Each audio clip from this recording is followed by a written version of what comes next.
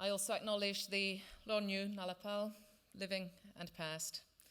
I also acknowledge the Dilak and the Indigenous leadership and Indigenous colleagues at the University of Melbourne with whom it's truly an honour to work.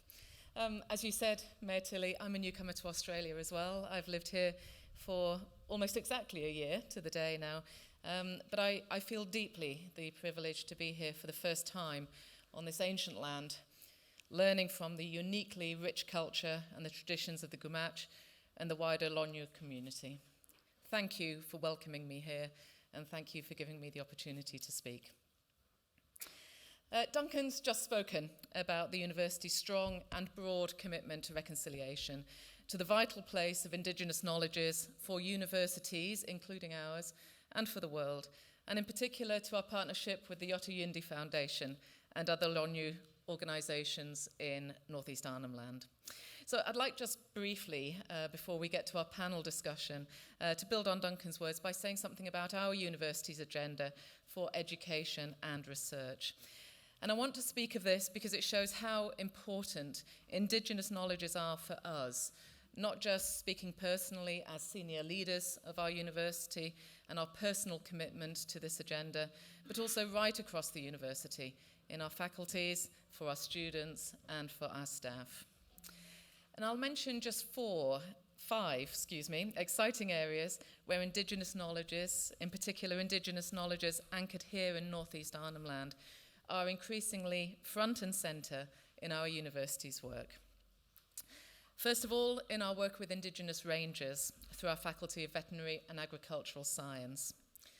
Second, with Indigenous educators in local schools and communities through our Melbourne Graduate School of Education.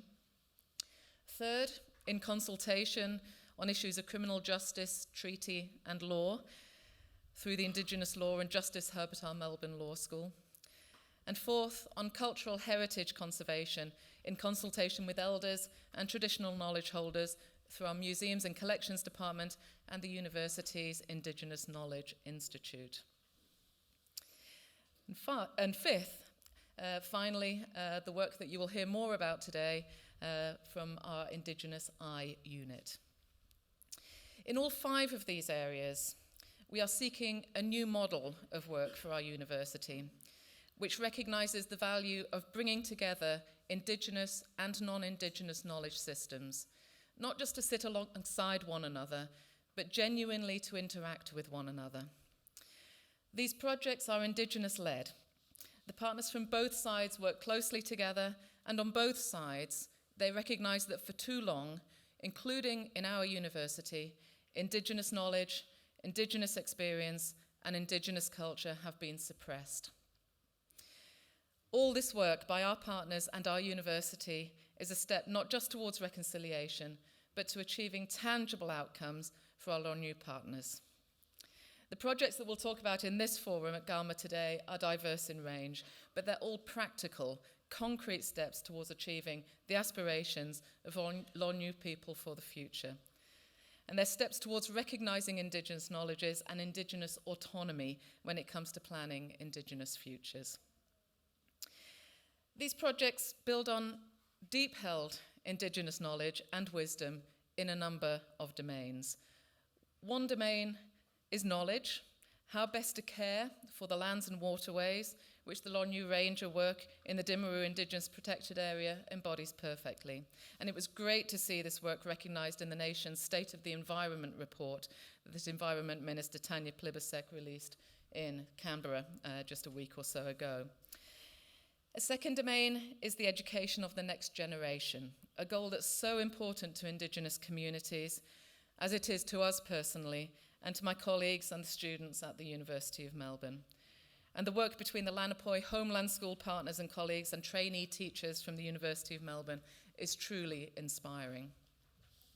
Important research can be done too in the vitally important area of arts and cultural knowledge, the naming of things and people, the ceremonial singing of the ancestors, the rich visual representations of Lonyu artists need to be better respected, preserved, and understood.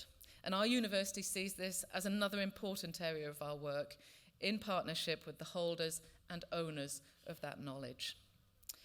There are a number of different stories we'll hear about in the panel today, but in one really important respect, they express the same fundamental idea of a strong and growing partnership between the traditional owners of this land and the University of Melbourne. As the Vice-Chancellor said, this will be in a spirit of Bala Lili, two-way exchange, and led by you. Thank you very much.